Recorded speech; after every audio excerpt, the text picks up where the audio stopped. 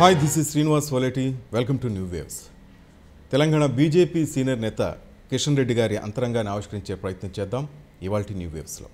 నమస్కారం కిషన్ రెడ్డి గారు, ఎలా ఉన్నారు సార్? బాగున్నాండి. 2019లో మాదే అధికారం అంటూ ఎక్కడ చూసినా బీజేపీ నేతలు చెప్తున్నారు. ఏమిటా ధైర్యం, ఏమిటా దమ్ము? ఏదైనా ఒక రాజకీయ పార్టీ తను చేయబోయేటువంటి కార్యక్రమాలపైన కానీ తన భవిష్యత్తు పైన కానీ ఒక ఆశావాదిగా ఉండాలి. అందులో భాగంగానే ఈరోజు దేశంలో జరుగుతున్నటువంటి మార్పులు, ఉదాహరణకు నరేంద్ర మోడీ గారి పరిపాలన పట్ల ప్రజల్లో వస్తున్నటువంటి సానుకూలమైనటువంటి విధానాలు కానీ, అనేక రాష్ట్రాల్లో బీజేపీ సాధించినటువంటి విజయాలు కానీ, లేక తెలంగాణ రాష్ట్ర సాధనలో భారతీయ జనతా పార్టీ పోషించినటువంటి కీలకమైనటువంటి పాత్ర నేపథ్యంలో కానీ, భారతీయ జనతా పార్టీ తెలంగాణ రాష్ట్రంలో రావాల్సినటువంటి ఆవశ్యకతను గుర్తించి ఈరోజు ఒక ప్రజాస్వామ్యబద్ధమైనటువంటి ఒక ప్రభుత్వాన్ని ఏర్పాటు చేయాలన్నటువంటిది మా లక్ష్యం.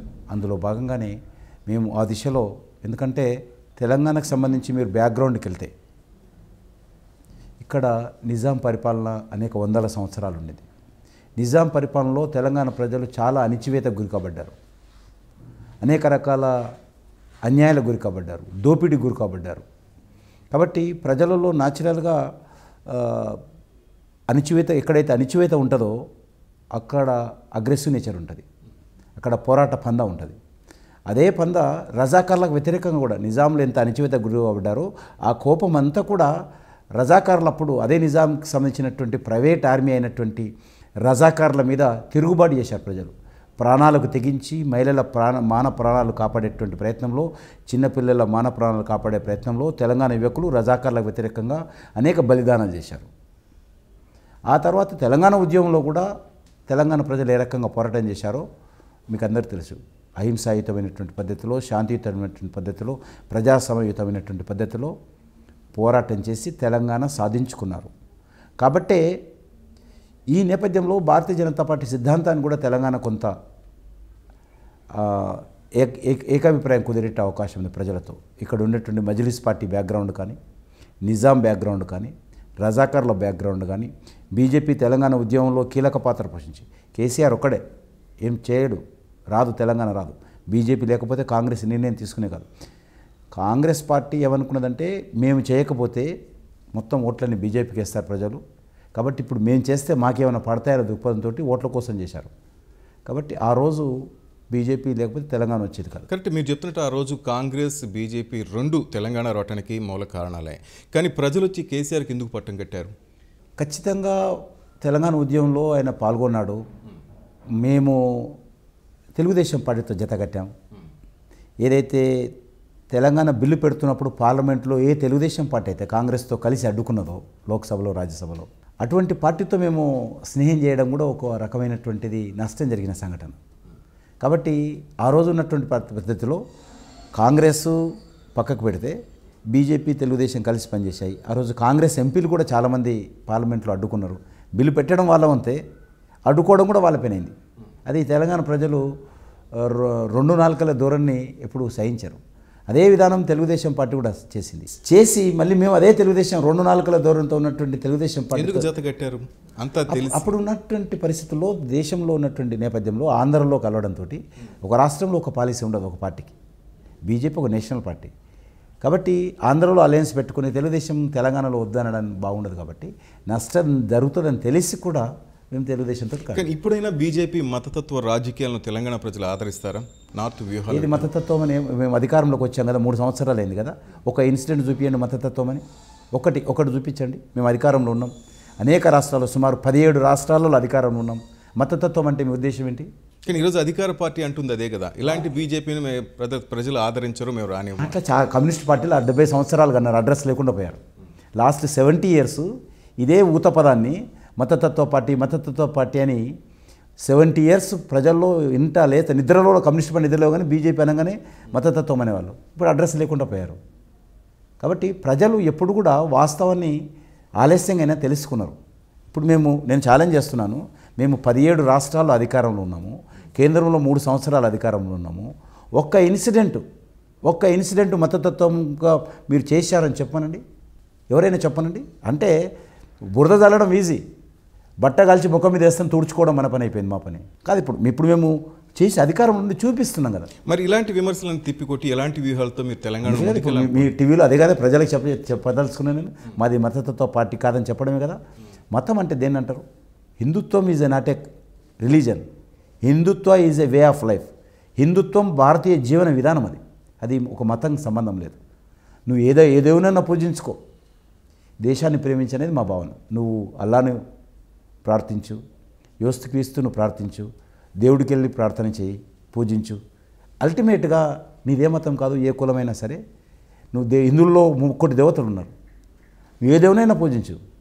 శ్రీరాముని పూజించు, శ్రీకృష్ణుని పూజించు, సాయిబాబాను పూజించు. భారతీయ జనతా పార్టీకి దానికి సంబంధం లేదు.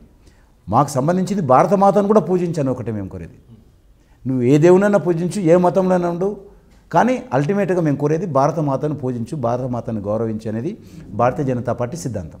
కానీ కేంద్రంలో చూస్తే మోడీ దూకుడుగా వ్యవహరిస్తున్నారు, అన్నింటా ముందుంటున్నారు. కానీ రాష్ట్రంలో, తెలంగాణ రాష్ట్రంలో చూస్తే బీజేపీ నేతలు అంత చురుగ్గా లేరు అని కామెంట్. మరి ఎవరున్నారంటే తెలంగాణలో? మేమంటే లేము, ఒప్పుకుంటాము. ఇక్కడ ఉన్నటువంటి రాజకీయ నేపథ్యం కానీ ప్రభుత్వ వైఫల్యాలను విమర్శిస్తున్నారే తప్ప అంతగా పోరాటం లేదు బీజేపీ నేతలు. అంటే మేము కూడా కేంద్రంలో అధికారంలో ఉన్నాం. మేము కూడా ఇప్పుడు 3 సంవత్సరాలు అయింది. ఏ ప్రభుత్వం వచ్చినా కూడా 2-3 సంవత్సరాలు అవకాశం ఇవ్వాలి. టీఆర్ఎస్ పార్టీ కొత్త పార్టీ, కొత్త రాష్ట్రము, కొత్తగా అధికారంలోకి వచ్చింది. రాగానే తెల్లారి నుంచి ఉద్యమాలు చేయడం అనేటువంటిది ప్రజాస్వామ్య పద్ధతుల్లో న్యాయం కాదు. ఇప్పుడు మొదలుపెట్టాము, 3 సంవత్సరాలు ఇచ్చాము. ఇప్పుడు కాంగ్రెస్ లాగా 10 సంవత్సరాలు అధికారంలో ఉండి ఇప్పుడు ఓడిపోగానే తెల్లారి నుంచి ఈ గ్రామంలో స్కూళ్ళు లేవు, ఈ గ్రామంలో టాయిలెట్లు లేవు, ఈ గ్రామాలకు రోడ్లు లేవు అంటే ఏమైనా ఎలకలెత్తకపోయినాయా? కాంగ్రెస్ వాళ్ళు వేస్తే 10 సంవత్సరాలు ఏం చేశారు మీరు? రోడ్లు వేయాల్సిన బాధ్యత కాంగ్రెస్ది కదా. ఈ దేశాన్ని పరిపాలించింది మీరు, ఈ రాష్ట్రాన్ని పరిపాలించింది మీరు. రోడ్లు ఎక్కడ పోయినాయి, స్కూళ్ళు ఎక్కడ పోయినాయి, రైతులు ఎందుకు నష్టపోయారు, దేశంలో పేదరికం ఎందుకు ఉంది అంటే కాంగ్రెస్ది బాధ్యత. తెల్లారేవాడు వచ్చి వాళ్ళు సిగ్గు లేకుండా మాట్లాడతారు. మేము అట్లా మాట్లాడలేము. మేము ఈ రాష్ట్రంలో ఎప్పుడు అధికారం లేకపోయినా కూడా ఆ రకంగా ఏ ప్రభుత్వాన్ని కూడా అనవసరంగా బాధ్యతారహితంగా విమర్శించాము, ఉద్యమాలు చేయము. ఇప్పుడు 3 సంవత్సరాలు టైం ఇచ్చారు. ఇప్పుడు చేస్తున్నాం ఉద్యమాలకి, ఇప్పుడు చేస్తున్నాం, చేస్తాం, ప్రారంభించాం కదా, ఉద్యమాలు చేస్తాం. కానీ మీరు చేస్తామంటున్నారు, కానీ ఈరోజు చూస్తుంటే ప్రభుత్వానికి ప్రజలు పట్టం కడుతున్నారు అంటున్నారు. ప్రగతి భవన్కి వెళ్ళి చాలామంది రైతులు అయితేనేమి, వివిధ కుల వర్గాలు అయితే అందరూ ఇలా ఆయనకి కృతజ్ఞతలు తెలపడం, ముఖ్యమంత్రి గారిని ప్రశంసిస్తున్నారు. పోనీ మీరు ఖమ్మంలో నేను వెళ్ళొచ్చాను కదా, ఖమ్మంలో రైతులు ఎందుకు ఆందోళన చేస్తున్నారు? ఈ ఆందోళన అదే వాళ్ళకి భరోసా ముందే ఇవ్వచ్చు కదా బీజేపీ అని అందరి అభిప్రాయం. ఎవరికి ఎవరున్న రైతులకి మేము ఎందుకు ఇస్తామండి? గెలిచింది వీళ్ళు కదా. కరెక్ట్, వాళ్ళకి అండగా ముందే బీజేపీ వాళ్ళతోటి పోరాడొచ్చు కదా అని. ఎవరితోటి? రైతులకు అండగా నిలవచ్చు కదా. నిలబడుతున్నాం కదా. ఈ ప్రభుత్వము బాధ్యత, ప్రభుత్వం వైఫల్యం చెందితే మేము అండగా నిలబడుతున్నాము. రేపు 2019 అధికారంలోకి వచ్చినాక న్యాయం చేస్తాము. ఇప్పుడు ఆల్రెడీ కేంద్ర ప్రభుత్వం ముందుకు వచ్చి కొంత సహాయం చేస్తున్నది. రైతాంగానికి సంబంధించినటువంటి ఉత్పత్తుల కొనుగోలు అనేది రాష్ట్ర ప్రభుత్వానికి సంబంధించిన పరిధిలోని అంశం. కేసీఆర్ గారు ఎప్పుడైతే కేంద్రంలో మంత్రి ఉన్నాడో యూపీఏలో, అప్పుడు ఏదే విధానం అవుతున్నదో ఇప్పుడు కూడా కేంద్రంలో అదే విధానం ఉంది. మేము వెనక వెళ్ళాలా.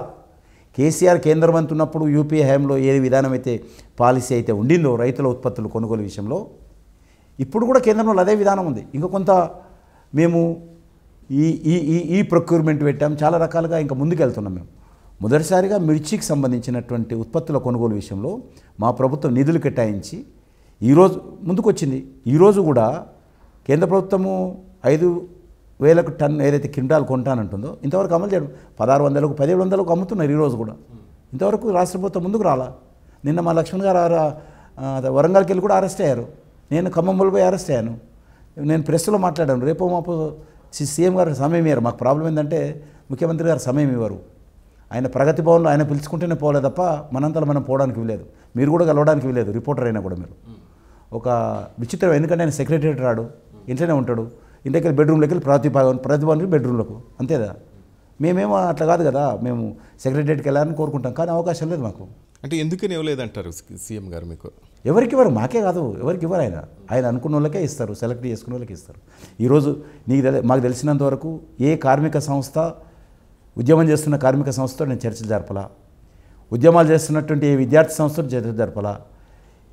ఉద్యమాలు చేస్తున్నటువంటి ఏ రైతు సంఘాలతో చర్చలు జరపలా. పోరాటం చేస్తున్నటువంటి ఏ రాజకీయ పార్టీతో ఉద్యమాలు జరపలా. ఉద్యోగాలకు సంబంధించిన ఉద్యోగస్తుల విషయంలో కూడా జరపలా. ఆయన ఎక్కడ కూడా ఆయన ఏమంటాడంటే, తెలంగాణ రాకముందు ఒక మాట చెప్పాడు ఉద్యమం ప్రచారంలో, మన తెలంగాణ మనకు వస్తే ధర్నాలు ఉండవు, ఉద్యమాలు ఉండవు, పోరాటాలు ఉండవు, అందరూ మంచిగా ఉంటారు అన్నాడు. మేము నిజమే అనుకున్నాం. కానీ ఈరోజు ధర్నా చౌక్లో ధర్నా తీసేసిన తర్వాత, చేయొద్దని నిషేధం పెట్టిన తర్వాత, మేము ఖమ్మంలోకి వెళ్ళి రైతులను కలవద్దని, వరంగల్కి వెళ్ళి రైతులను కలవద్దని, ఎక్కడ కూడా ధర్నాలు చేయొద్దని ఆయన ఏదైతే బ్యాన్ పెట్టాడో అప్పుడు ఎలక్షన్స్ జ్ఞాపకం వస్తుంది. ఇదా అన్నది మేము అనుకున్నామంటే అందరూ సంతోషంగా ఉంటారు, ధర్నాలు చేయాల్సిన అవసరం లేదేమో అనుకున్నాం అప్పుడు. కానీ పొరపాటు కాదు. నా ప్రభుత్వం వస్తే ఎవరు ధర్నాలు చేయొద్దు, ఎవరు ఉద్యమాలు చేయొద్దు, ఎవరు పోరాటాలు చేయొద్దు, అంత పోలీస్ రాజ్యము నిర్బంధమే ఉంటుందని అప్పుడు అనుకోలేము, మేము ప్రజలు అనుకోలేదు. కానీ ముఖ్యమంత్రి గారు కానీ అధికార పార్టీ ఎమ్మెల్యేలు అయితే మంత్రులు అనేది ఒకే మాట. బంగారు తెలంగాణ సాధనలో ముఖ్యమంత్రి గారు దూసుకెళ్తున్నారు, ప్రతిపక్షాలు కావాలనే రాద్ధాంతం చేస్తున్నాయి, ప్రాజెక్టుల విషయం అయితేనేమి మిగతా అన్నింటిలోనూ కావాలనే అడ్డుపడుతున్నాయి, అభివృద్ధిని అడ్డుకుంటున్నాయి అంటున్నారు. బంగారు తెలంగాణ అనే విషయంలో దేని బంగారు తెలంగాణ అంటారు? ప్రజాస్వామ్యం లేనిది బంగారు తెలంగాణ అంటారా? ప్రజాస్వామ్య స్వేచ్ఛ లేనటువంటిది బంగారు తెలంగాణ అంటారా? ఒక కుటుంబ రాజ్యాన్ని తెచ్చేది బంగారు తెలంగాణ అంటారా? ఆ రోజు మాకు ఈ తెలంగాణ ప్రజలకు ఇనుప సంఖ్యలు పోయినాయి, బంగారు సంఖ్యలు వచ్చినాయి, అంతే తేడా. ఇనుప సంఖ్యలు ఉండేటివి, ఆ ఇనుప సంఖ్యలు పోయినాయి ప్రజల ఆకాంక్షల మేరకు. ఈరోజు బంగారు సంఖ్యలు వచ్చినాయి, ఆ బంగారు సంఖ్యలను చూసుకొని మురవాల మా కేసీఆర్ అని, అంతే తప్ప ఈరోజు తెలంగాణ ఏం మెరుగైనటువంటి పరిస్థితి లేదు. ఈరోజు ఈ రాష్ట్రం అధికారంలోకి వచ్చినప్పుడు, ఏర్పడ్డప్పుడు, ప్రత్యేక రాష్ట్రం ఏర్పడినప్పుడు సుమారు 60,000 కోట్ల పైచీలకు అప్పులు ఉండేటివి. 3 సంవత్సరాల్లో 1,40,000 కోట్లకు అప్పులు జరిపినాయి. ఇది కాకుండా మరొక 60,000 కోట్లు కార్పొరేషన్స్ పేరు మీద, మరొక 60,000 కోట్లు కార్పొరేషన్స్ పేరు మీద ఈ తెలంగాణ రాష్ట్రం అప్పు తెచ్చింది. కాబట్టి ఇప్పుడు చూస్తే ప్రతి సగటున ఒక వ్యక్తి పైన మరి 50,000 అప్పు ఉన్నది. ఈ తెలంగాణ రాష్ట్రంలో 50,000 అప్పు ఉన్నది. ఆ రకం ఉన్నటువంటి పరిస్థితి ఈ తెలంగాణలో ఉంది. ఏంది బంగాళ తెలంగాణ అంటారు? ఈరోజు రైతులు గిట్టుబాటు ధర లేకుండా అల్లాడుతూ ఉంటే ఏ ముఖ్యమంత్రి పోలా, ఏ మార్కెటింగ్ శాఖ మంత్రి పోలా, ఏ వ్యవసాయ శాఖ మంత్రి పోలే, ఏ ఎమ్మెల్యే టీఆర్ఎస్ ఎమ్మెల్యే పోలే, ఏ ఎంపీ పోలే, ఒక రాష్ట్ర మంత్రి పోలే, ఒక కలెక్టర్ పోలే. అంటే బంగారు తెలంగాణ దేనంటారు? పోలీసులను పెట్టి కొట్టించడం బంగారు తెలంగాణ? అక్కడ పోయి రైతులను కలుస్తామంటే అరెస్ట్ చేయడం బంగారు తెలంగాణ? దేని బంగారు తెలంగాణ అంటారు? కానీ రైతులు చూస్తుంటే రైతులకి రుణమాఫీ చేశాను, ఎరువులు కూడా నెక్స్ట్ ఎలక్షన్లో వచ్చే ఆర్థిక సంవత్సరం ఫ్రీగా ఇస్తానంటూ రైతుల దగ్గర చేసుకునే ప్రయత్నం చేస్తున్నారు ఆయన. మీరు ఇప్పుడు తెలంగాణ గ్రామాల్లో కూడా చూడండి, అన్ని ఊళ్ళలో బోర్డ్స్ ఉన్నాయి, రైతులకు ఉచిత ఎరువులు. ఎప్పుడు ఇస్తాడో రాయాడు, ఉచిత ఎరువులను బోర్డులు పెట్టాడు. ఇచ్చేటప్పుడో తెలియదు. ఆయన మున్సిపల్ ఎలక్షన్స్లో మీరు చూసాలేదో ప్రతి ఇంటికి బోర్డు పోస్టర్ పంపించాడు. 2 బెడ్రూమ్ ఫోటో వేసి ప్రతి ఇంటికి పంపించాడు. ప్రతి ఇంట్లో ఆ ఫోటో చూసుకొని, నేను ఈ బెడ్రూమ్లో ఉంటా, మా అన్న ఈ బెడ్రూమ్, తమ్ముడు ఈ బెడ్రూమ్, మా అమ్మ ఈడ వంట చేస్తుంది, నేను డైనింగు, మా బంధువులు వస్తే ఈ బాల్కనీలో కూర్చోవాలి. అందరూ ఊహించుకున్నారు. ఇంతవరకు మున్సిపల్ ఎలక్షన్స్ తర్వాత ఒక్క రూమ్ అయినా కట్టాడా? 3 years అయిపోయింది. 2 bedrooms ఏమైపోయింది? ఇంతవరకు 2-3 వేల ఇల్లు కట్టలే తెలంగాణలో. ఈయన చేసే పథకాలన్నీ ఇట్లా ఉంటాయి. 2,000-3,000 హౌసెస్ కూడా కట్టలేదు ఈ రోజు వరకు 3 సంవత్సరాల్లో. ఇక మిగిలింది ఆయనకు 2 సంవత్సరాలు కూడా లేదు. ఇక 2 సంవత్సరాలు ఉంటుంది ఆల్మోస్ట్. 2018లో వస్తే ఇంకొక సంవత్సరం అనుకో అంతే ఉంటుంది, ఎలక్షన్స్ వస్తాయి. కాబట్టి నువ్వు కడతా అన్నట్టుంటే ఎంతమంది కడతా అన్నావు? ఎంతమంది పేదవాళ్ళు ఉన్నారు? ఎన్ని లక్షల మంది ఇల్లు కట్టాలా? 2 bedroom స్కీమ్ ప్రచారం కోసమా? ప్రచారం 2 bedroom ఒక దగ్గర కట్టి దాని ఫోటోలు చూపించి అన్ని గ్రామాలకి వెళ్ళి బస్సులు తీసుకురావడము, ఇల్లు చూపించడము. అన్ని గ్రామాల నుంచి ఆర్టీసీ బస్సులు ఫ్రీగా ఉచితంగా సగం బస్సులు ఎక్కడ పోయినాయి అంటే ఈ సనత్న 2 bedroom కట్టిన ఇళ్లకు, లేకపోతే ఆయన సొంత ఊరు మరి మెదక్లో కట్టినట్టు ఊరికి బస్సులన్నీ పోవడం, ప్రతిరోజు యాత్ర. ఆడ అన్ని క్యాంటీన్లు వెలిసినాయి. 2 bedroom ఉన్న దగ్గర క్యాంటీన్లు, బొమ్మలు, ఇతర రకాల పండ్లు అమ్ముతున్నారు. ఏంది అంటే ఎందుకు ఇక్కడ పెట్టుకున్న కొత్తగా అంటే 2 bedroom చూడడం కోసం రోజు బస్సులు వస్తున్నాయి సార్. నుంచి సర్కారు తీసుకొస్తుంది, జనాన్ని చూపిస్తుంది, పంపిస్తున్నది. ఆ సందర్భంగా ఆ షాపింగ్ కాంప్లెక్స్ కూడా పెరిగాయి అక్కడ 2 bedroom ఇళ్ళ దగ్గర. అది పరిస్థితి. ఇంతవరకు ఒక ఇల్లు కడతాడనే విశ్వాసం కూడా లేదు. బడ్జెట్లో ఒక న్యాయపైస పెట్టలే, లోన్ తెస్తా అంటున్నాడు. మరి మిషన్ భగీరథ గురించి ఏమంటారు? మిషన్ భగీరథ అనేటువంటిది మంచి కార్యక్రమం, తప్పేం లేదు. గతంలో అన్ని మున్సిపాలిటీల్లో 99% గ్రామాల్లో ట్రైబల్ ఏరియాస్ తప్ప ప్రతి ఇంటికి వాటర్ ద్వారా రక్షిత మంచినీరు పథకాలు ఉన్నాయి. దానికి కనెక్ట్ చేస్తా అంటుండే, చేయాల్సిన అవసరం ఉంది. కానీ అది ఇప్పుడున్నటువంటి ఈ పరిస్థితి నేపథ్యంలో ఇప్పుడున్నటువంటి ప్రభుత్వ పనితీరు చూస్తే అదేం సక్సెస్ స్కీమ్లా కనిపించడం లేదు. ఎందుకని? ఒక్క పైప్ లైన్ లేయింగ్స్ కానీ, లేకపోతే దానికి కావాల్సినటువంటి పంపింగ్ సిస్టమ్ కానీ ఎక్కడా సరిగా లేదు. ఏదో మీరు ఏ రోడ్లో ఉండి తెలంగాణలో రోడ్ల పక్కన పైపులు వేసి పెట్టేశారు.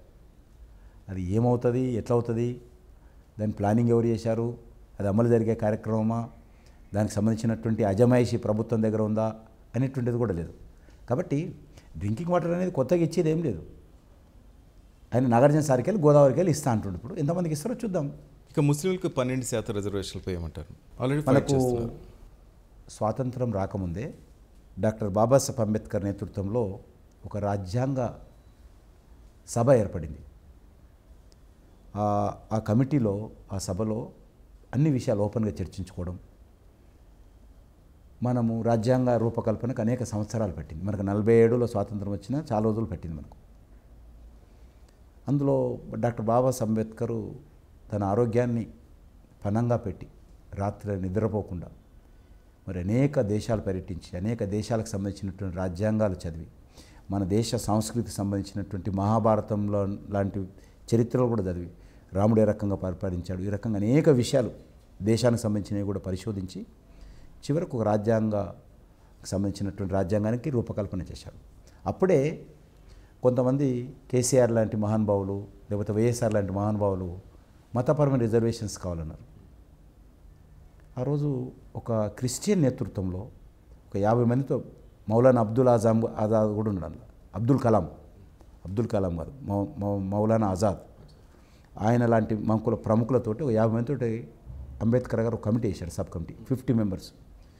మీరు అందరూ ఆలోచన చేసి చెప్పండి, ఇట్లా నాకు ప్రతిపాదనలు వచ్చాయి, కొంతమంది పంపించారు, ఆనాటి ఉన్నటువంటి కేసీఆర్ లాంటి మహానుభావులు పంపించారు, మతపర రిజర్వేషన్ ఇద్దామా వద్దా అనేది. అంటే వాళ్ళందరూ కూడా అనేక మీటింగ్లు పెట్టి, మనది సెక్యులర్ దేశము, ఆల్రెడీ పాకిస్తాన్ ఇస్లామిక్ దేశం, మన దేశంలో ఉన్నటువంటి పాకిస్తాన్, మన దేశం ఒకటే అప్పుడు, విడిపోయిన తర్వాత అది ఇస్లామిక్ దేశమైంది. గాంధీ మహాత్ముడు మనందరం కూర్చొని ఇది హిందూ దేశంగా డిక్లేర్ చేయొద్దు, దీన్ని సెక్యులర్ దేశంగా ఉంచుకుందామని చెప్పి మనం నిర్ణయించుకున్నాము. కాబట్టి ముస్లిమ్స్ అందరూ అక్కడ వెళ్ళిపోయారు, అయినా అక్కడ ఇస్లామిక్ దేశం అయిపోయింది, అక్కడ సెక్యులర్ దేశం లేదు, మనం సెక్యులర్ దేశంగా పెట్టుకుందాము. కాబట్టి ఇక్కడ మతపర రిజర్వేషన్స్ వద్దు, మనము సోషల్, మరి ఆ రోజు డిస్క్రిమినేషన్ ఆధారంగా ఉన్నటువంటి వర్గాలకు మాత్రమే రిజర్వేషన్స్ ఇద్దాము, ఎకనామికల్ కూడా కాదు, సోషల్ డిస్క్రిమినేషన్, సామాజిక వివక్షత కూడినటువంటి వర్గాలకు మాత్రం రిజర్వేషన్ ఇద్దాం మనము. ఎందుకంటే అందులో మరి షెడ్యూల్ క్యాస్టు, షెడ్యూల్ ట్రైబు, బీసీలు కొన్ని సామాజిక వివక్షత గురైనటువంటి వర్గాలు ఉన్నాయి. ఎకనామికల్ లేదు, ఎకనామికల్ అంటే అన్ని వర్గాలు వస్తాయి, అప్పుడు ముస్లిమ్స్ వస్తారు, మిగతా రిజర్వేషన్ పరిధిలోని కులాలు కూడా వస్తారు. కాబట్టి వాళ్ళకి పెట్టకుండా సామాజిక వివక్షతకు ఉన్నటువంటి వర్గాలకు మాత్రం రిజర్వేషన్ ఇద్దామని ఏకగ్రీవంగా తీర్మానం చేశారు. డాక్టర్ బాబాసాహెబ్ అంబేద్కర్ ఆలోచన నిర్ధారణ తోసిపుచ్చాడు రోజు. ఆ తర్వాత రాజశేఖర రెడ్డి గారు వచ్చారు. అందులో కొంత ముస్లింలు కూడా కొన్ని సోషల్ వివక్షతకు ఉన్నటువంటి కొన్ని వర్గాలు ఉన్నాయి, వాళ్ళని కూడా చాలా పేదవాళ్ళు వివక్షతకు ఉన్నారు. అందులో ఈ కొన్ని కులాలు ఉన్నాయి, వాళ్ళందరినీ అప్పుడే రిజర్వేషన్స్ పెట్టారు, వాళ్ళందరినీ బీసీలుగా గుర్తించారు. అప్పటికే ఇప్పుడు కూడా ఉన్నారు వాళ్ళు కులాలు, వాళ్ళు తప్ప మిగతా వాళ్ళు వద్దని నిర్ణయించిన తర్వాత రాజశేఖర రెడ్డి గారు వచ్చినప్పుడు కూడా ఆయన కూడా ఓట్ బ్యాంక్ పాలిటిక్స్లో ఆయన బాగా తెలుసు కాబట్టి 5% రిజర్వేషన్ ఇవ్వాలనే దృక్పథంతో తీసుకొచ్చాడు. హైకోర్టు కొట్టేసింది, మళ్ళీ 4.5 అన్నాడు, మళ్ళీ కోర్టు కొట్టేసింది. చివరకు 2 సార్లు 3 సార్లు టోటల్గా హైకోర్టు కొట్టేసింది. ఒకటే చెప్పింది హైకోర్టు, ఇది రాజ్యాంగ వ్యతిరేకము, మతపరమైన రిజర్వేషన్ ఈ సెక్యులర్ దేశంలో పెట్టడానికి వీలేదు, ఇది మతపరమైన రిజర్వేషన్ పెట్టడానికి వీలేదని చెప్పి రాజ్యాంగం ఆధారంగా చాలా స్పష్టమైనటువంటి హైకోర్టు ధర్మాసనం తీర్పిచ్చింది, 7 సభ్యులతో ఉన్న ధర్మాసనం.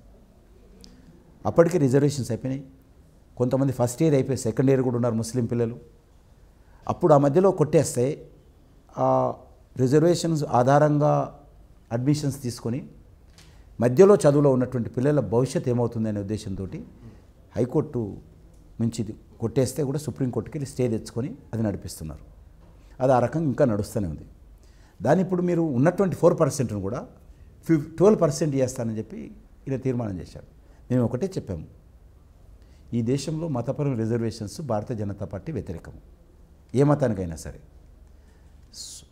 ఇది ఇంతకుముందే ముస్లింలో ఉన్న సామాజిక వివక్షత, హిందువులలో ఉన్నటువంటి సమాజ వివక్షత ఏదైతే ఉన్నదో వాళ్ళ ఆధారంగా ఇప్పటికీ రిజర్వేషన్స్ ఉన్నాయి, ఉండనియండి.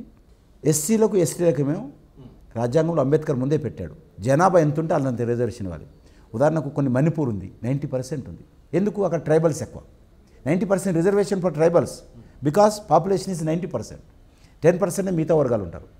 కాబట్టి అక్కడ ఆటోమేటిక్గా రిజర్వేషన్ ఎంత ఉందో అంత ఇవ్వాల్సిన అవసరం ఉంటుంది. దానికి పార్లమెంట్ చట్టం అవసరం లేదు. మన రాష్ట్రంలో కూడా జనాభా ఎంత ఉంటే ఎస్సీ కానీ ఎస్టీ కానీ దాని ప్రతి ఆటోమేటిక్ మనం పెంచుకోవచ్చు. కానీ ఈ యొక్క ముస్లిం రిజర్వేషన్ అనేటువంటిది ఇది రాజ్యాంగ వ్యతిరేకము. భారతీయ జనతా పార్టీ మొదటి నుంచి పోరాటం చేస్తుంది. అంటే కేసీఆర్ ఓటు బ్యాంక్ రాజకీయాలు చేస్తున్నారంటారా? 100%. దాంట్లో రెండో డౌటే ఉంది.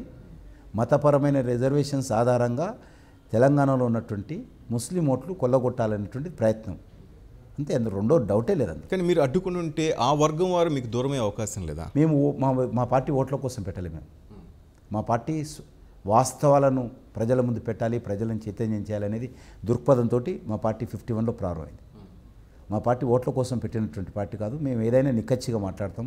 అది ఉగ్రవాద విషయంలో కానీ, తీవ్రవాద విషయంలో కానీ, మతోన్మాద విషయంలో కానీ, భారతదేశ సమగ్రత సమైక్యత విషయంలో కానీ మేము ఎప్పుడు కానీ మాది వ్యక్తి ఆధారమైనటువంటి పార్టీ కాదు. మాది నేషన్ ఫస్ట్ పార్టీ. మాకు ఈ దేశం ముందా పార్టీ ముందా అన్నప్పుడు దేశం ముందంటాం, పార్టీ ముందా వ్యక్తి ముందా అన్నప్పుడు పార్టీ ముందంటాం. వ్యక్తి last, nation first, party next, person last. మిగతా పార్టీలు ఉల్టా ఉంటాయి. Person first, party next, nation last. మీరు ఈ విధంగా మాట్లాడుతున్నారు. ఈ మధ్యకాలంలో కూడా మీకు బెదిరింపు ఫోన్ కాల్స్ వచ్చాయి, థ్రెడ్ ఉంది. భయం ఇదా మీకు రాజకీయం? మేము ఎప్పుడో బెదిరింపు కాళ్ళకు భయపడేటువంటి మనసు ఎప్పుడో పోయింది. చాలాసార్లు వచ్చాయి ఉన్నా కూడా భయపడితే ఏ రాజకీయాలు కానీ మాకు ఉన్నటువంటి పరిస్థితుల్లో ఏ పని చేయలేం. ఎన్నిసార్లు భయపడవచ్చు. రోజు భయపడి చావడం కంటే దాని భయాన్ని మనం మర్చిపోవడమే బెస్ట్. కిషన్ రెడ్డి గారికి ఎందుకు ఇంత ధైర్యం ఎక్కడి నుంచి వచ్చింది? ఎవరికి భయపడేది లేదంటారు. వాస్తవంగా ఎవరికి భయపడం. కానీ ప్రభుత్వ వైఫల్యాలను ఎండగట్టే విషయంలో కొంత కేసీఆర్కి బీజేపీ నాయకులు భయపడ్డారు అంటారు, నిజమా? ఎక్కడ మేము అసెంబ్లీలో ఈ లాస్ట్ అసెంబ్లీ చూసాను నేను తప్ప ఇంకెవరు మాట్లాడారు? సరే, మీరు మాట్లాడతారు. మీ తోటి ఉన్న ఎమ్మెల్యేలు కూడా ఎవరు గొంతు పెగల్చరు. ఏదో అధికార పార్టీని చూస్తే కొంత భయం ఉంది. భయం అనేది భారతీయ జనతా పార్టీకి మేము ఐఎస్ఐ ఉగ్రవాదులకే భయపడము, ఐఎస్ఐఎస్కి సంబంధించినటువంటి ఉగ్రవాద సంస్థలకే భయపడము. కేసీఆర్కి ఎందుకు భయపడతాను చెప్పండి? ఎందుకు భయపడాల్సిన అవసరం ఉంది? మా పార్టీ కేంద్రంలో అధికారంలో ఉన్నది, 10 రాష్ట్రాల అధికారంలో ఉన్నాము. మాది బలమైనటువంటి పార్టీ.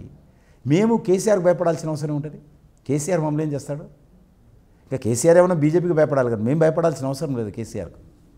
మా పార్టీ కేంద్రంలో అధికారం ఉన్నటువంటి మాది ఒక ideological party, cadre base party, దేశం కోసం పనిచేసేటువంటి పార్టీ, అనేక త్యాగాలు చేసినటువంటి పార్టీ, అనేక బలిదానాలు చేసినటువంటి పార్టీ. మా party founder doctor Shyamaprasad Mukherjee దేశం కోసం మొదటి బలిదానం చేశాడు. అటువంటి బలిదానాల చరిత్ర ఉన్నటువంటి పార్టీ. మేము ఎందుకు భయపడతాం? భయపడితే ఇంకెవరైనా భయపడాలి మాకు. మేము తప్పు చేయము, మేము మా స్వార్థం కోసం పనిచేస్తలేము అనేటువంటి విషయం మా పార్టీకి చాలా స్పష్టంగా మేము నమ్ముతున్నాం. ఉదాహరణకు మేము ఎలక్షన్లో పోటీ చేస్తే, ఉదాహరణకు మేము మైనస్తో పోటీ చేస్తాం, మిగతా వాళ్ళు ప్లస్తో పోటీ చేస్తారు.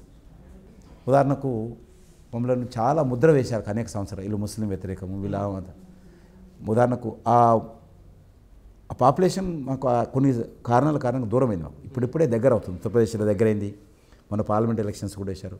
కానీ అటువంటిది వాళ్ళందరూ కూడా మాకు ప్రత్యర్థులకు ఓటేసేవాళ్ళు. ఇప్పుడు మజ్లిస్ పార్టీ ఉంది, ఓల్డ్ సిటీలో మేము పోటీ చేస్తే వాళ్ళకు ముందు మా ఓట్లు పడతాయి, వాళ్ళకు మాకు అంత మైనస్ వస్తుంది. మాకు అక్కడ నుంచి మేము ప్రచారం మొదలు పెట్టుకోవాలి. కానీ ఉత్తరప్రదేశ్ ఎన్నికలు అక్కడ ఉన్న కుటుంబ కలహాల కారణంగా బీజేపీ నెగ్గింది, కానీ అది బీజేపీ సొంత గెలుపు కాదు అని. పార్లమెంట్ ఎలక్షన్స్ ఎట్లా గెలిచాం? పోనీ ఉత్తరాంచల్ ఎట్లా గెలిచాం? మధ్యప్రదేశ్లో ఎట్లా గెలిచాం? రాజస్థాన్లో ఎట్లా గెలిచాం? గుజరాత్లో ఎట్లా గెలిచాం? అస్సాంలో ఎట్లా గెలిచాం? మహారాష్ట్రలో ఎట్లా గెలిచాం? జార్ఖండ్లో ఎట్లా గెలిచాం? ఢిల్లీలో మొన్న ఎట్లా గెలిచాం? లోకల్ బాడీ ఎలక్షన్స్ ఎట్లా గెలిచాం? నేను అనేది ఇది ఎంత ఎదిగితే అంత ఒదిగి ఉండాలని కోరుకుంటున్నాను నేను కూడా. కానీ ఇది అహంకారంతో మాట్లాడడం లేదు, వాస్తవాన్ని చెప్పడం కోసం ఈ ప్రయత్నం చేస్తాను. అహంకారం ఇసుమంతైనా లేదు నేను చెప్పే మాటలు. కాబట్టి వాస్తవాలు తెలియదుకుపదంతో ఖచ్చితంగా ఈరోజు ప్రజలు అనేక రకాలుగా విసిగిపోయి ఉన్నారు. దేశ అభివృద్ధి విషయంలో కానీ, దేశంలో జరుగుతున్నటువంటి అవినీతి విషయంలో కానీ. మన కళ్ళ ముందు స్వాతంత్రం వచ్చినటువంటి అనేక దేశాలు, చిన్న చిన్న దేశాలు ఈరోజు అన్ని రంగాలలో శాసిస్తూ ఉంటే మన దేశంలో అనేక రకాల సహజ వనరులు ఉన్నాయి, కష్టపడే మనస్తత్వం ఉంది, ప్రజల్లో టాలెంట్ ఉంది, మంచి మేధస్సు ఉంది, ప్రపంచాన్ని శాసించే శక్తి ఉంది. గతంలో శాసించాం కూడా మనము. అయినా ఈరోజు 70 సంవత్సరాల స్వాతంత్రం తర్వాత వెనుకకు తిరిగి చూస్తే ఏముంది ఈ దేశం సాధించిందంటే అవినీతి, అధిక జనాభా, ఈరోజు పేదరికము, బీదరికము, నిరక్షరాస్యత, నిరుద్యోగము, ఈరోజు మనకు ఇది సాధించాం. ఇంకా అవకాశం ఎక్కువ ఉండే. నేను మొత్తం ఏం చేయలేదు అంటలేను, చేయడానికి అనేక రకాల అవకాశాలు ఉన్నప్పుడు కూడా మనము 20-30% మాత్రమే చేశాం. కానీ ఇంకా చేయాల్సింది చాలా ఉంది. కాబట్టే ప్రజలు మొన్న భారతీయ జనతా పార్టీ ఏదో చేస్తుందని ఎన్నికలు ఓటేలే, వాళ్ళు రెండే కోరుకున్నారు. ఈ దేశంలో ఒక ఏబుల్ లీడర్ కావాలి, ఒక సమర్థవంతమైన నాయకుడు ఉండాలనుకున్నారు వాళ్ళు. మన్మోహన్ సింగ్ గారిని చూసిన తర్వాత, మన్మోహన్ సింగ్ గారు ఒక కీలుబొమ్మ ప్రధానమంత్రి అనే విషయం అందరికీ తెలుసు. కాబట్టి ఏబుల్ లీడర్షిప్ ఉండాలి, అది నరేంద్ర మోడీలో చూసుకున్నారు ప్రజలు. అదేవిధంగా అవినీతికి వ్యతిరేకంగా అవినీతి నిర్మూలన జరగాలనుకున్నారు, అది నరేంద్ర మోడీలో చూసుకున్నారు ప్రజలు. ఆయన పరిపాలన, గుజరాత్ పరిపాలనలో కానీ ఒక్క కుంభకోణం లేకుండా, ఒక న్యాయపేస అవినీతి జరగకుండా, ఈ రెండు ప్రధానమైనటువంటి కారణం. తర్వాత రెండు ఉంటే చాలు, తర్వాత స్లోగా దేశం ముందుకెళ్తుంది అనేటువంటి దృక్పథంతో ప్రజలు మేము ఈ అధికారంలోకి వస్తే ఏం చేస్తామని చెప్పలే. నల్లధనం కానీ అవినీతి కానీ ఒకటే కేటగిరీ కింద వస్తుంది. అవినీతి నిర్మూలన చేస్తాం, ఒక మంచి పరిపాలన దేశానికి ఇస్తాము అని చెప్పాము. మేము ఎవరికి ఫ్రీ ఇస్తామని చెప్పలే, గొర్రెలు ఇస్తామని చెప్పలే, లేకపోతే మేము చేప పిల్లలు ఇస్తామని చెప్పలే, లేకపోతే మేము ఇవి కూడా 5,000 రూపాయలు ఎకరానికి ఇస్తామని చెప్పలే. నరేంద్ర మోడీ గారు ప్రజలు ఓట్లేశారు, ఉత్తరప్రదేశ్లో కానీ అన్ని రాష్ట్రాల్లో కూడా. కాబట్టి ఖచ్చితంగా దేశ ప్రజలు చాలా జాతీయ భావజాలం ఉన్నటువంటి ప్రజలు దేశ అభివృద్ధి కోరుకుంటున్నారు. అందులో భాగంగానే ఈరోజు నరేంద్ర మోడీ గారి పరిపాలన పట్ల ప్రజలు సంతృప్తిగా ఉన్నారు. ఇంకా అనుకున్నంత జరగలేదు వాస్తవం, కానీ ఈయన తప్ప ఇంకోరు లేరు. ఉన్నంతలో నరేంద్ర మోడీ మెరుగైనటువంటి వ్యక్తి. ఎందుకంటే 3 సంవత్సరాలు అయింది, మేము ఈరోజు గర్వంగా గుండె మీద చేసుకొని చెప్పగలుగుతాము. ఒక్క చిన్న అవినీతి, ఒక రూపాయి అవినీతి లేకుండా మా పరిపాలన, మా మంత్రులు, సమాజంలో ఉన్నటువంటి అవినీతి ఏకకాలంలో మార్చలేం. ప్రజలకు దాంట్లో చైతన్యం కావాలి. ఈరోజు చిన్న చిన్న స్థాయిలో జరుగుతున్నటువంటి అవినీతి ఉన్నది లేదా అంటలేను, అది ఒక ప్రైమ్ మినిస్టర్ మార్చాడు. ప్రజల్లో మార్పు రావాలి. మొత్తం ఈరోజు అందరిని తీసుకొని ప్రభుత్వ ఉద్యోగస్తులలో ఇంకోరిని తీసేసి మనం కొత్త వ్యవస్థను ఎంబడే తేలేము. ఉదాహరణకు మొన్న బ్యాంకులలో పెద్ద రూట్ను రద్దు చేసినాం. మొత్తం బ్యాంకు ఉద్యోగస్తులు అందరినీ తీసేసి కొత్త ఉద్యోగాలను పెట్టలేము. ఉన్నాల్లో మార్పు తీసుకురొచ్చే ప్రయత్నం చేయాలి. కానీ ఆ మార్పు పేరుతో పేద ప్రజలను ఇబ్బంది పెట్టలేదు. ఎక్కడ పేద ప్రజలు ఇబ్బంది పడ్డారు?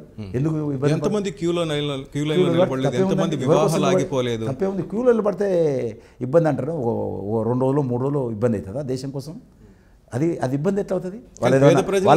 బడా నేతలు కానీ బడా ధనిక సంబంధించిన ఎవరు అక్కడ లేరు, సంపన్న వ్యక్తులు ఎవరు నిలబడి. మా ప్రధానమంత్రి తల్లి నుంచి మేము కూడా వెళ్ళబడ్డా, మా ప్రైమ్ మినిస్టర్ తల్లి గారు కూడా నిలబడ్డారు. నువ్వు ఇలాంటి వాళ్ళు ఇట్లా మహానుభావులు అడుగుతారు క్వశ్చన్ అని మా ప్రధానమంత్రి తల్లి గారు కూడా క్యూలో పడ్డది, నేను కూడా క్యూలో పడ్డాను. ఎవరైనా సరే నేను కూడా క్యూలో వెళ్ళాను. తప్పే ఉంది. అది ఒక్కరోజు వెళ్ళాము. నాకు అంత న్యాచురల్గా ఆ పెద్ద నోట్ల రద్దు తర్వాత మీరు అవునన్నా కాదన్నా ఈ రోజు కూడా ఇంకా నోట్ల కొరత కనిపిస్తుంది ఏటీఎం సెంటర్లో. ఆ గతంలో కూడా మీకు అర్థం చేసుకోవాలి, ఈ దేశంలో ఎప్పుడు కూడా 100% ఏటీఎంలు ఎప్పుడు పనిచేయాలి. ఎప్పుడు చూసినా 40% నుంచి 45-48% ఏటీఎంలు ఎప్పుడు కూడా మూతే ఉండే. ఎప్పుడు కూడా గత 20 ఏళ్ళ నుంచి కూడా ఎప్పుడైనా ఉంటాయి. ఓకే, నోట్ల రద్దు అయితేనేమి అవినీతిని నిర్మూలించే కాకులు ఎంతవరకు రీచ్ అయింది బీజేపీ ప్రభుత్వం? మీరు ప్రభుత్వ వ్యవస్థలో ఈరోజు కేంద్ర మంత్రివర్గం ఉంది. దీనికి మేము లాలూచిపడి, పైసలకు లాలూచిపడి ఏ కార్యక్రమం మేము చేయడం లేదు. అంతకంటే పెద్దదేం కాదు. గతంలో సుమారు 10 లక్షల కోట్లు కుంభకోణం జరిగింది. అది బొగ్గు కుంభకోణం కానీ, లేకపోతే హెలికాప్టర్ల కుంభకోణం కానీ, 2G స్పెక్ట్రమ్ కుంభకోణం కానీ, ఏషియా గేమ్స్ అన్ని కుంభకోణాలు మనం చూసాం.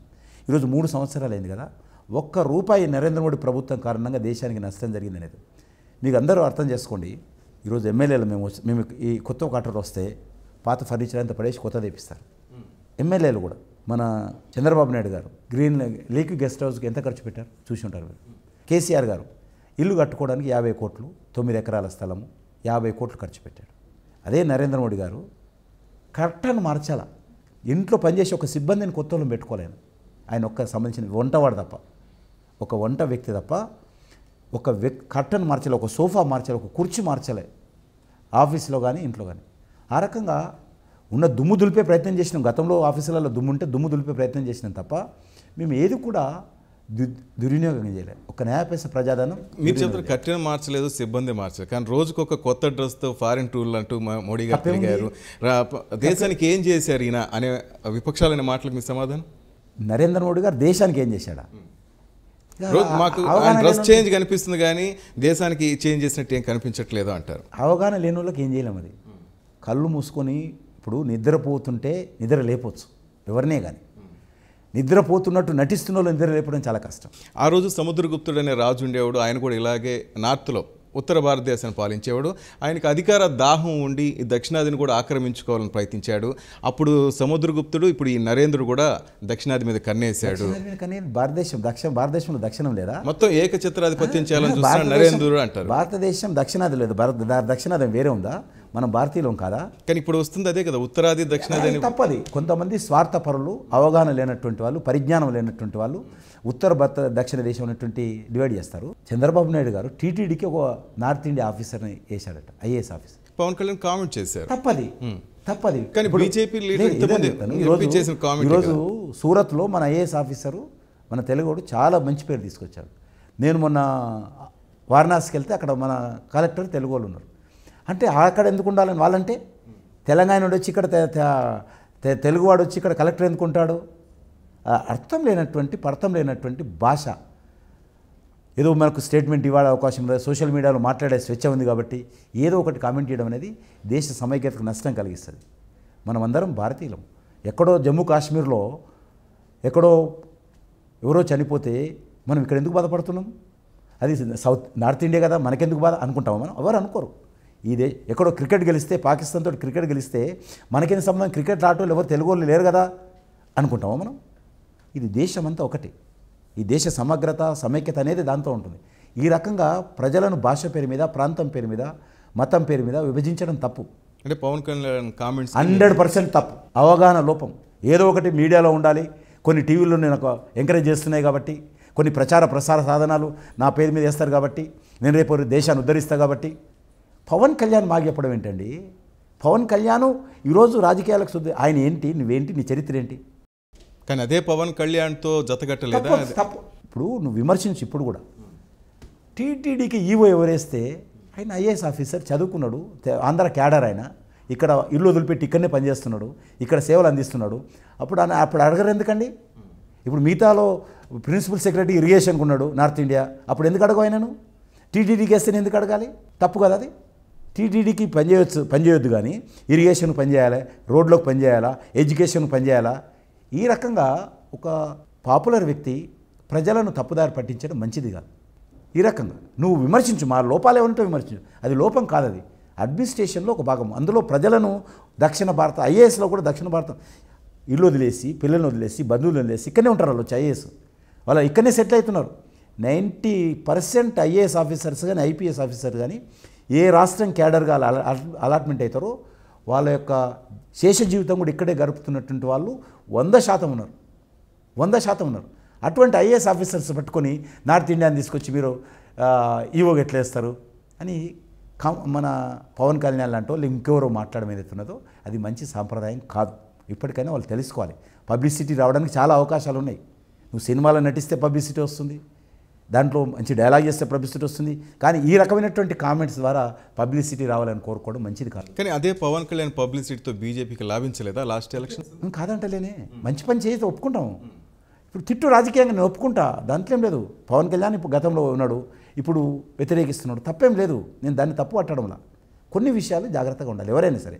పవన్ కళ్యాణ్ కావచ్చు, కిషన్ రెడ్డి కావచ్చు, లేకపోతే నరేంద్ర మోడీ గారు కావచ్చు, ఎవరైనా సరే కొన్ని విషయాల్లో మనం జాగ్రత్తగా ఉండాలి. ప్రజలను ఆ రకంగా విభజించడం మంచి సాంప్రదాయం కాదు. మనలాంటి దేశంలో మనము దీన్ని భారతదేశాన్ని భారతమాత అంటాం. భారతమాత అంటే ఫోటో కాదు, ఈ భూమిని, భూభాగాన్ని, ఇక్కడ ఉన్నటువంటి ఆలోచన విధాన్ని కలిపి భారతమాత. ఎక్కడ చెయ్యికి ఈరోజు మన చెయ్యి ఉంది, ఇక్కడ నొప్పి అయినా కూడా ఈ చెయ్యి ఎందుకో ఇక్కడ పోతుంది, లేకపోతే మన తల ఎందుకు ఆలోచిస్తుంది, మన కళ్ళు ఇక్కడికి ఎందుకు పోతాయి అంటే ఇదంతా ఒక బాడీ. మన భారతదేశం కూడా ఒక బాడీ. అంతే తప్ప ఈ చెయ్యి వేరు, ఈ కాలు వేరు, ఈ తలకాయ వేరు, తలకాయకున్న ఎంట్రుకలు వేరు, ఎంట్రుకలు ఇక్కడ ఎందుకు వచ్చారు అనకూడదు, అది తప్పు. రైట్. ఇంతకుముందు నేను అడిగిన ప్రశ్నకు మీరు సమాధానం దాటివేసే ప్రయత్నం. ఏకఛత్రాధిపత్యం నరేంద్ర మోడీ, మొత్తం దేశం మొత్తం బీజేపీ ఉండాలి. ఇప్పుడు 17 రాష్ట్రాలు మీరు చెప్తున్నట్టు ఉంది. నెక్స్ట్ ఎన్నికల్లో మొత్తం మనమే ఉండాలి ఆ నేపథ్యంలోనే అమిత్ షా వ్యూహాలు రచిస్తున్నారు. ఇటు తప్పే ఉందండి. ఏదైనా ఒక రాజకీయ ఫలిస్తాయా ఆ వ్యూహాలు? ఫలిస్తాయా? ఫెయిల్ కావచ్చు, దాని ఏముంది. ప్రయత్నం చేయకుండా రాజకీయ పార్టీ అనేది ఎలక్షన్లో మేము ఓడిపోతామండి, మాకు వద్దండి, మాకు 3 రాష్ట్రాలే చాలు అంటారా ఎవరన్నా? ఓడిపోతామంటే నీకు ఇస్తారా? ఎవరైనా ఓట్లు వేస్తారా? కాబట్టి మేము గెలవాలని కోరుకోవడము, ఒక మంచి పరిపాలన ఇవ్వాలని కోరుకోవడము తప్పేముంది అది. కానీ తమిళనాడులో నయానో భయానో ఏదో మీ పార్టీ అక్కడ ఉన్న అన్నాడీఎంకే నేతలను అయితేనేమో ఏదో విధంగా అక్కడ పాగా వెళ్ళి ప్రయత్నిస్తుంది. కానీ తెలుగు రాష్ట్రాల్లో ఒప్పుకుంటారా? అన్నాడీఎంకే ఏం చేశాం ఒకటి చెప్పండి, మీకు తెలిస్తే చెప్పండి. పోయి తమిళనాడులో భారతీయ జనతా పార్టీ ఇది చేసిందని చెప్పండి ఒకటి. మీ కనుసనల్లో జరగలేదు, ఇప్పుడు జరిగిన చెప్పండి మీరు ఒకటి చెప్పండి ఉదాహరణ. వెంకయ్య నాయుడు గారి మొత్తమే జరిగిందా కాదా? అరవమోళ్ళు వెంకయ్య నాయుడు గారు చెప్తానో నరేంద్ర మోడీ చెప్తానో వినేవాళ్ళు కారు, వాళ్ళకు సొంత ఆలోచన ఉంటుంది. మీకు తెలియకపోతే అరవమూరు అంటే అక్కడ భారతీయ జనతా పార్టీని ఆదరించే ప్రయత్నాలు ఉన్నాయంటారు? అంటలేనండి, అక్కడ జరుగుతున్నటువంటి సంఘటనలు మాకేం సంబంధము? అన్నాడీఎంకే జయలలిత చనిపోతే మాకు సంబంధమా? ఆమె వచ్చి పార్టీ జనరల్ సెక్రటరీ అయితే భారతీయ జనతా, ఆమె జైలుకి వెళ్తే మాకు సంబంధమా? మేము ఉన్నప్పుడు కేసులు అయినాయి ఆమెకు, మేము ఉన్నప్పుడు శిక్ష పడ్డదా? పోనీ ఇప్పుడు వాళ్ళు ఇద్దరు ఏ రాజకీయ పార్టీ కానీ వ్యక్తి ఆధారితమైనటువంటి పార్టీల భవిష్యత్తు ఏందో అన్నాడీఎంకేతో అర్థం చేసుకోవాలి ఎక్కడ కానీ. ఎందుకంటే అందులో ఈరోజు కుటుంబ రాజకీయాలు అంటే తండ్రి పోతే కొడుకో, తల్లి పోతే కొడుకు, వ్యక్తి ఒకటే వ్యక్తి, అది కుటుంబం కూడా కాదు. అన్నాడీఎంకేలో వ్యక్తి ఆధారమైనటువంటి కొన్ని రాష్ట్రాల్లో కుటుంబం, ఇప్పుడు మనం చూస్తున్నాం ఎన్టీ రామారావు తర్వాత మొత్తం మీద ఆయన పోయిన తర్వాత చంద్రబాబు వచ్చి, చంద్రబాబు తర్వాత కొడుకు రెడీ ఉన్నాడు, అదొక కుటుంబ పార్టీ. ఇక్కడ చూసాం మనం, ఇక్కడైతే చాలామంది ఉన్నారు. కేసీఆర్ గారు, ఆయన కొడుకు, కూతురు, అల్లుడు, ఇక్కడ ఒక సెటప్. దేశంలో కుటుంబ రాజకీయాలు నడుస్తూ ఉన్నాయి.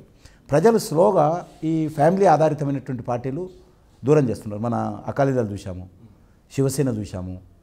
స్లోగా పొలిటికల్ పార్టీగా ఈరోజు బీజేపీని ఆదరిస్తున్న నరేంద్ర మోడీ నాయకత్వాన్ని ప్రజలు కావాలని కోరుకుంటున్నారు. అది తప్పనుకుంటే ఎట్లా? సామ్రాజ్యవాదం ఎట్లయితుంది? ప్రజలు కోరుకుంటున్నారు, ఓటేస్తున్నారు. బలవంతాన్ని మేము తీసుకోవడం లేదు ఎవరి దగ్గర, ఓటేస్తున్నారు, తీసుకుంటున్నాము. కాంగ్రెస్ పార్టీ ఫెయిల్యూర్ అయింది. కాంగ్రెస్ పార్టీ నాయకత్వం మీద ఆ పార్టీ కార్యకర్తలకు విశ్వాసం, ప్రజల పక్కకెట్టండి. కాంగ్రెస్ పార్టీని ఇన్ని రోజులు నమ్ముకున్నటువంటి కార్యకర్తలకే కాంగ్రెస్ పార్టీ మీద విశ్వాసం లేకుండా లేని కారణంగా ప్రజలు భారతీయ జనతా పార్టీ కోటేస్తుంటే ఇది ప్రజల తప్పని ఎట్లా అంటారు మీరు? మీరు ఉత్తరప్రదేశ్ ప్రజలు తప్పు అంటున్నారు, మీరు లేకపోతే ఉత్తరాంచల్ ప్రజలు తప్పు అంటున్నారు, మీరు మహారాష్ట్ర ప్రజలు తప్పు అంటున్నారు, ఓటేయడమే తప్పు అంటున్నారు మీరు. సామ్రాజ్యవాదం ఎట్లయితుంది? అది ప్రజలు డెమోక్రటిక్. డాక్టర్ బాబాసాహెబ్ అంబేద్కర్ మొన్న పంజాబ్ ఓడిపోయారు, మా మిత్రపక్షము, మేము అది లాక్కోలేదే, ఇచ్చేశారు. తప్పు ఓడిపోయారు. ఢిల్లీలో కేజ్రీవాల్ గెలిచాడు, ఇచ్చాము. ఆయన పొరపాటు చేసుకుంటాం, మళ్ళీ మున్సిపల్లో మేము గెలిచాము అంటే మేము నిలబెట్టుకున్నాం, మేము ఉన్నాం అనుకో, మేము నిలబెట్టుకున్నాం. తప్పెట్లా అవుతుంది అది? కాబట్టి ఏ రాజకీయ పార్టీ అయినా కూడా ఒక మంచి పరిపాలన ఇవ్వడం కోసం ఒక కలిసిమెలిసి ఒక స్ఫూర్తిదాయకమైనటువంటి వాతావరణంలో ఉండేటువంటి ప్రభుత్వం ఉండాలి. ఈరోజు ఇక్కడ తెలంగాణలో టీఆర్ఎస్ ప్రభుత్వం ఉంది. మేము అన్ని రకాలుగా సహాయ సహకారాలు అందిస్తున్నది ప్రభుత్వంగా. పార్టీ పరంగా మేము విమర్శించవచ్చు, ప్రభుత్వ పరంగా టీమిండియా కింద నరేంద్ర మోడీ గారు ఏమన్నారు? త్రిపురలో సిపిఎం ప్రభుత్వం ఉంది. 29 సంవత్సరాలుగా ఏ ప్రధానమంత్రి త్రిపురకి వెళ్ళలే. Last 28 years no single prime minister are visited Tripura state. మా ప్రధానమంత్రి పోయి వచ్చాడు, అక్కడ అనేక రకాలుగా అగ్రిమెంట్స్ సంతకం చేశాడు, అక్కడ నిధులు ఇస్తున్నాడు, అక్కడ త్రిపుర డెవలప్ అక్కడ జరుగుతుంది. కానీ తెలంగాణలోకి వచ్చేసరికి ఆంధ్రాలో చూస్తే నిర్మలా సీతారామన్ గారు, వెంకయ్య నాయుడు గారు సపోర్ట్ చేస్తున్నారు కొన్ని ఫండ్స్ రావడానికి ఆంధ్ర గవర్నమెంట్. కానీ ఇక్కడ కిషన్ రెడ్డి గారు ఉన్నారు, లక్ష్మణ్ గారు ఉన్నారు, కేంద్రంలో వాళ్ళ ప్రభుత్వం ఉంది. నరేంద్ర మోడీ గారు సపోర్ట్ చేస్తున్నారు. ఇక్కడ నరేంద్ర మోడీ గారు, వెంకయ్య నాయుడు గారు నిర్మలా సీతారామన్ సపోర్ట్ చేస్తే ఇక్కడ నరేంద్ర మోడీ గారు సపోర్ట్ చేస్తారు తెలంగాణ. కానీ నిధులు మాకు రాలేదు. ఎందులో రాలేదు చెప్పండి, ఎందులో రాలేదు చెప్పండి మీరు. ఒట్టిగా అంటే ఎట్లా మీరు ఎవరే కానీ ఏ స్కీమ్లో నిధులు రాలేదో చెప్పనండి. ఈరోజు గ్రామ పంచాయతీలు ఎట్లా అభివృద్ధి చెందుతున్నాయి? కేంద్ర ప్రభుత్వం నిధులు తప్ప ఒక్క రూపాయన రాష్ట్ర ప్రభుత్వం ఇచ్చిందా? మేము ఇస్తున్నటువంటి 14th ప్లానింగ్ కమిషన్ నిధులు కావచ్చు, మేము ఇస్తున్నటువంటి మన్రేగా అంటే జాతీయ గ్రామీణ ఉపాధి పథకానికి సంబంధించినటువంటి నిధులతో గ్రామాల అభివృద్ధి జరుగుతున్నాయి. ఈరోజు ఈయన ఇస్తున్నటువంటి గొర్రె పిల్లల కార్యక్రమం మేము ఇస్తున్న నిధులే 4,000 కోట్లు. కానీ అవన్నీ ప్రజలకి మీరు ఇస్తున్న నిధులుగా తెలియట్లేదు కదా. అవసరం లేదు. నరేంద్ర మోడీ గారు ఏమన్నారు? టీమ్ ఇండియా కింద మనం డెవలప్ చేసుకోవాలి. కేంద్ర ప్రభుత్వము ఢిల్లీలో కూర్చొని అన్ని పథకాలు మేమే అమలు చేసేటువంటి ప్రయత్నం మంచిది కాదని చెప్పి ఆయన సుమారు 35 పథకాలు రద్దు చేసి ఆ డబ్బులు ఇక్కడే 31% ఇచ్చేది. డివాల్యూషన్ కింద 31% రాష్ట్రాలకు వచ్చేది డబ్బు, 32 దాన్ని ఇప్పుడు 42 చేశాడు ఆయన. 42% నిధులు ఈరోజు అన్ని రాష్ట్రాలకు ఎప్పుడు కానీ 5.5%, 1% స్వాతంత్రం వచ్చినప్పటి నుంచి పెంచేవాళ్ళు. కమిటీ రిపోర్ట్ వచ్చినప్పుడల్లా రాష్ట్రాలకు నిధులు పెంచేవాళ్ళు, కొన్నిసార్లు పెంచలేదు. కానీ ఒక్కటేసారి జంపు 10% కేంద్ర నిధులు రాష్ట్రాలకు ఇచ్చేశారు. ఎందుకని చెప్పాడు? మేము ఇక్కడ కూర్చొని అన్ని పథకాలు మేము పెట్టొద్దు, ఒక పథకం మణిపూర్లో ఒకటి ఉండొచ్చు, అరుణాచల్ ప్రదేశ్లో ఒకటి ఉండొచ్చు, తెలంగాణకి ఇంకో అవసరం ఉండొచ్చు, తమిళనాడుకి ఇంకో అవసరం ఉండొచ్చు. అన్ని రాష్ట్రాలు కలిపి నేను ఇక్కడ కూర్చొని నేను పథకాలు ఎట్లుండాలని నిర్ణయించకూడదు. కొన్ని రాష్ట్రాలకు ఫ్రీడమ్ ఇవ్వాలి, రాష్ట్రాలు సొంతంగా కార్యక్రమాలు ఏర్పాటు చేసుకోవాలి ఉద్దేశంతో ఆయన 10% నిధులు కేంద్ర ఆదాయము రాష్ట్రాలకు అదనంగా దారి మళ్లించారు. 42% ఇప్పుడు రాష్ట్రాలకు వస్తూ ఉంది నిధులు. కాబట్టి నరేంద్ర మోడీ గారు ఏ కార్యక్రమానికి ఈరోజు మనరేగా నిధులు పెంచాము, లేకపోతే ఇండ్లు ఇచ్చాము, ఇల్లు కట్టాలా. ఈరోజు సుమారు 1,50,000 ఇండ్లు తెలంగాణకి ఇచ్చాము, ఆయన కట్టాలా, కడితే ఇస్తాము. నేను చెప్తున్నాం ఇప్పటికీ, ఈరోజు మీ తరఫున కూడా చెప్తున్నాను తెలంగాణ ప్రజలకు, తెలంగాణ ప్రభుత్వం ఎన్ని ఇండ్లు కడితే, ఎన్ని లక్షల ఇండ్లు కడితే అంత కేంద్ర ప్రభుత్వ వాటా మేము ఇస్తాం, అంత వాటా ఇస్తాం. ఎన్ని ఇండ్లు కట్టినా సరే. ఆయన 5 లక్షల ఇల్లు కడతాడా, 10 లక్షల ఇల్లు కడతాడా, ఇవ్వడానికి తేవడానికి సిద్ధంగా ఉన్నాం. ఈరోజు చెప్తున్నాను మీ ద్వారా ఫస్ట్ టైం. కాబట్టి కట్టుమనండి, మేము ఇవ్వకపోతే అడగండి. మేము అగ్రికల్చర్ మొన్న చెప్పాను కదా, ఇప్పుడే అగ్రికల్చర్ విషయంలో కావచ్చు, లేకపోతే అనేక రకాలుగా మొన్న మేము కరువుకు సంబంధించి ఇన్పుట్ సబ్సిడీ 791 కోట్లు మేము ఇచ్చాము. 791 కోట్లు సమైక్య ఆంధ్రప్రదేశ్లో కూడా రాలా, సమైక్య ఆంధ్రప్రదేశ్లో కూడా అంత అమౌంట్ రాలా. ఒక తెలంగాణకు అంత మొదటిసారి ఇచ్చినాం. అది ఏం చేసిండు కేసీఆర్ గారు, అసెంబ్లీలో మీరు ఉంటారు, నాకు అవసరం ఉండి వైరే వాడుకున్నాను అన్నాడు. ఆన్ రికార్డ్, అది దాచుకోలేదు పాపం, చెప్పిండు కేసీఆర్ చెప్పారు, నాకు అవసరం ఉండింది వేరే దారి మళ్ళించి వాడుకున్నాను, ఇస్తాను, ఇవ్వనంటున్నానా అన్నాడు. అంటే కేంద్ర ప్రభుత్వం ఎంత ఉదారంగా ఉందో అర్థం చేసుకోవచ్చు అని చెప్పడానికి ఈ విషయం చెప్తున్నాను. తెలంగాణలో బీజేపీని బలోపేతం చేసే విధంగా ఆ సాధనలో భాగంగా రేవంత్ రెడ్డి అయితేనేమి, కోదండరామ్ అయితే ఇలాంటి ప్రముఖ నేతలను బీజేపీలో ఆహ్వానిస్తున్నారని. తప్పకుండా ఈరోజు భారతీయ జనతా పార్టీ అధికారంలో రావాలంటే ఇప్పుడున్న మా శక్తి సరిపోదు, ఇంకా చాలామంది బయట వాళ్ళు రావాలి. అంటే నేను చెప్పిన ఇద్దరు వస్తున్నారా? ఇద్దరు అంటే అందుకే జనరల్గా చెప్తాను, పేర్ల మీద నేను బోదాల్చుకోలేదు ఇక్కడ. ఒక టీవీలో పేర్లు చెప్పడం బాగుండదు. చాలామంది రావాలి. ఈరోజు గ్రామీణ ప్రాంతాల్లో పెద్ద ఎత్తున యువత వస్తున్నారు. ఇంకా కొంత వివిధ బడుగు బలైన వర్గాలకు సంబంధించిన యువత కావచ్చు, రైతులు కావచ్చు, వీళ్ళందరూ ఇంకా చేరుతున్నారు. కానీ ఇంకొంత నాయకత్వం కూడా కావాల్సిన అవసరం ఉంది. ఆ రకంగా కొంతమంది మంచి నాయకులను తీసుకోవాలనే దాంట్లో భారతీయ జనతా పార్టీ ఆలోచనతో ఉన్నది. ఇప్పటికే కొంతమంది అక్కడక్కడ చర్చలు కూడా జరుపుతున్నారు. కానీ ఇదంతా కూడా కార్యరూపము 2017 డిసెంబర్ లోపల ఒక కార్యరూపానికి వస్తుంది, ఇప్పుడే కాదు. ఇవన్నీ కూడా 2017 డిసెంబర్ లోపల దీనికి 18th ఫస్ట్లో అంటే ఫస్ట్ క్వార్టర్లో ఇది ఒక కార్యరూపం దాలుస్తుంది. అప్పటి వరకు కొంత ఈ రకమైనటువంటి చర్చలు ఉంటాయి, కొంతమంది అక్కడక్కడ చేరుతుంటారు. అది ఉండాల్సిన అవసరం ఉంది. మా టార్గెట్ కూడా 2017 డిసెంబర్లోనే ఎక్కువ మందిని బీజేపీలో చేర్పించేటువంటి ప్రయత్నం చేస్తున్నాం. కానీ ఇప్పుడు ఆధిపత్య పోరు నడుస్తుంది తెలంగాణ బీజేపీలో, కిషన్ రెడ్డికి లక్ష్మణ్కు మధ్య అంటారు. ఎందుకు ఆధిపత్యం ఏముందని? అందరం పెద్ద రాష్ట్రం, 31 జిల్లాలు తిరుగుతున్నాము. ఆధిపత్యం ఇద్దరం ఒకటే స్కూల్ ఆఫ్ థాట్ నుంచి వచ్చాము.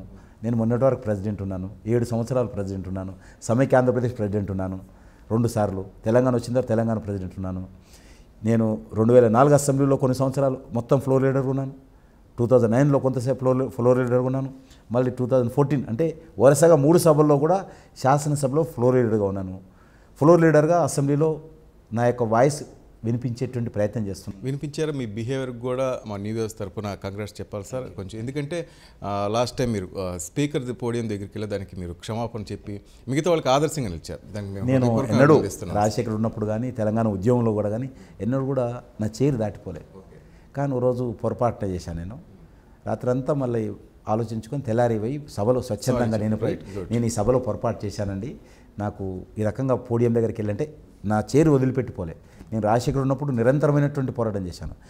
ఆ శాసనసభలో ఆ 5 సంవత్సరాల కాలంలో అత్యధిక సమయం మాట్లాడింది రాజశేఖర రెడ్డి గారు, సెకండ్ లార్జెస్ట్ సమయం మాట్లాడింది చంద్రబాబు నాయుడు గారు, థర్డ్ ప్లేస్ ఒకటి ఉండి కూడా నేను థర్డ్ ప్లేస్లో అత్యధిక సమయం మాట్లాడాను. ఆ రకంగా శాసనసభ బయట పోరాటమే ఊపిరిగా పనిచేస్తున్నటువంటి పార్టీ మాది. వ్యక్తులు ఆ స్కూల్ ఆఫ్ థాట్ నుంచి వచ్చినాను. కాబట్టి మాకు ఎందుకు ఇప్పుడు ఏముందని, రేపు నాకు లక్ష్మణ్కు మనస్పర్ధలు ఉండాల్సిన అవసరం లేదు. పక్కపక్క కాన్స్టిట్యున్సీలో ఎప్పుడు కలిసి ఉంటాము, రోజు కలుసుకుంటాము, మాట్లాడుకుంటాము, రోజు 10 సార్లు ఫోన్ చేసుకుంటాము. కాబట్టి ఎవరో చెప్తుంటారు, ఎవరో ఆ రకమైన ప్రచారం జరుగుతుంది. మోడీ నాయకత్వం మీద నమ్మకంతో ప్రజలు ఓట్లు వేసి అమిత్ షా వ్యూహాలు ఫలించి తెలంగాణలో బీజేపీ అధికారంలోకి వస్తే కిషన్ రెడ్డి గారిని ముఖ్యమంత్రిగా చూడొచ్చా?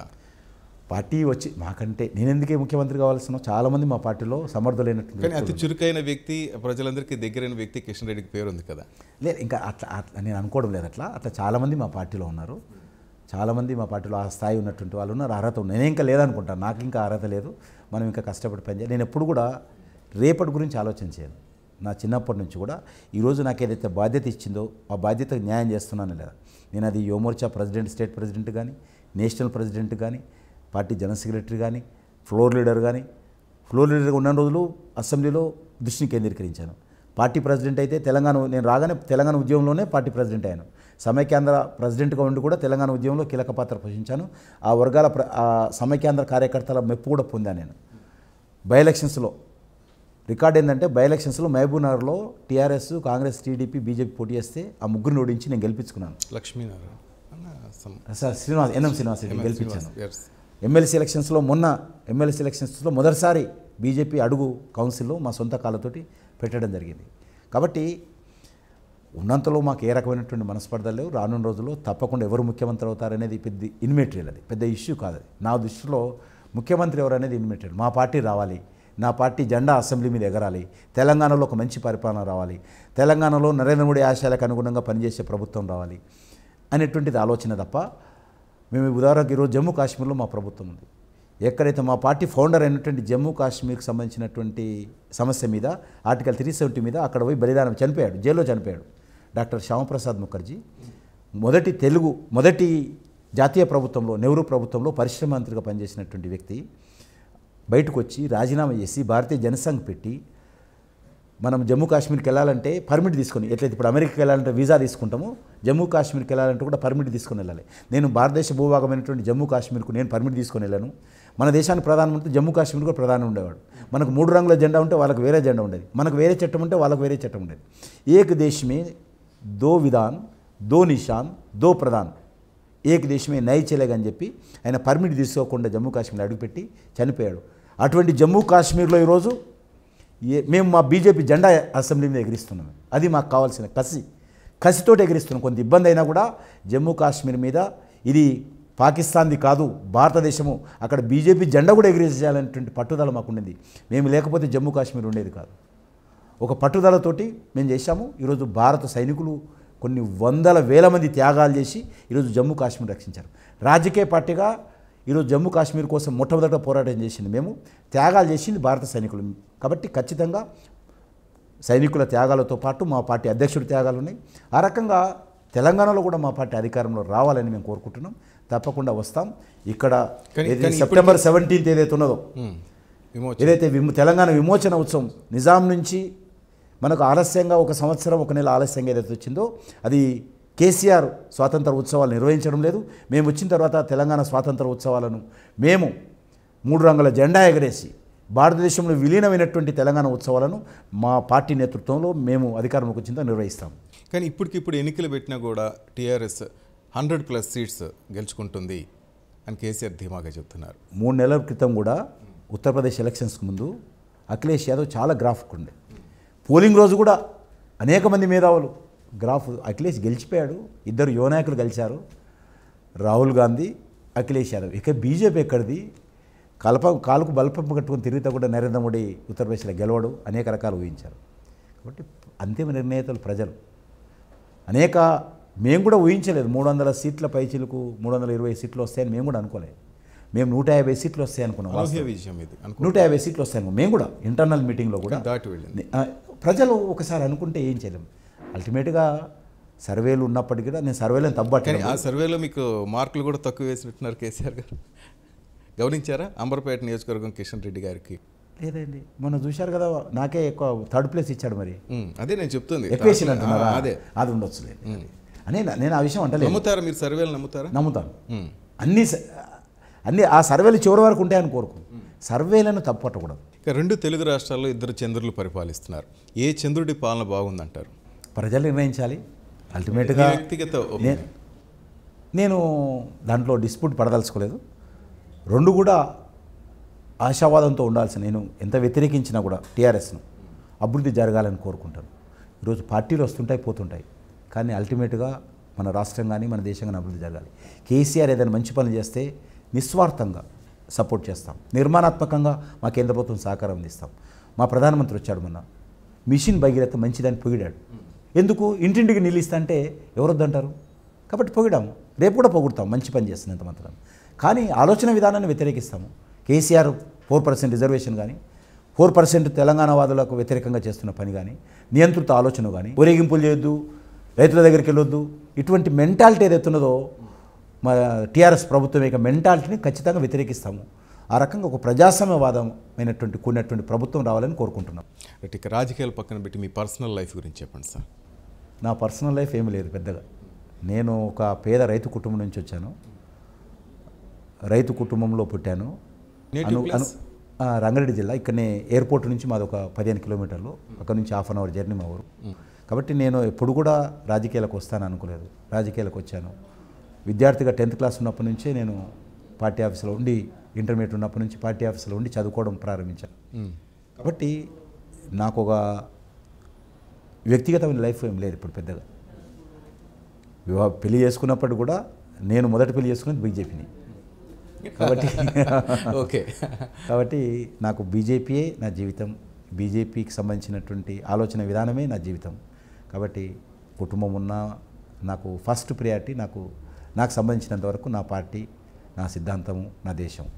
ఇలాంటి బెదిరింపు ఫోన్ కాల్స్ అట్టు వచ్చినప్పుడు ఇంట్లో బాధపడరా సార్? ఎందుకు రాజకీయాలు మనకే? తప్పకుండా వస్తుంటాయి, పిల్లలు తప్పకుండా అది వస్తుంటుంది, అయినా సంధానిస్తుంటాం. ఇప్పుడు వాళ్ళు కూడా అర్థం చేసుకున్నారు, ఇవి వస్తూ ఉంటాయి, తట్టుకొని నిలబడాలి దాంట్లో మెంటల్గా ప్రిపేర్ అవుతాం. Thank you very much sir, మీ అమూల్యమైన అభిప్రాయాలు మాతో షేర్ చేసుకున్నందుకు న్యూ వేవ్స్ తరఫున thank you very much sir.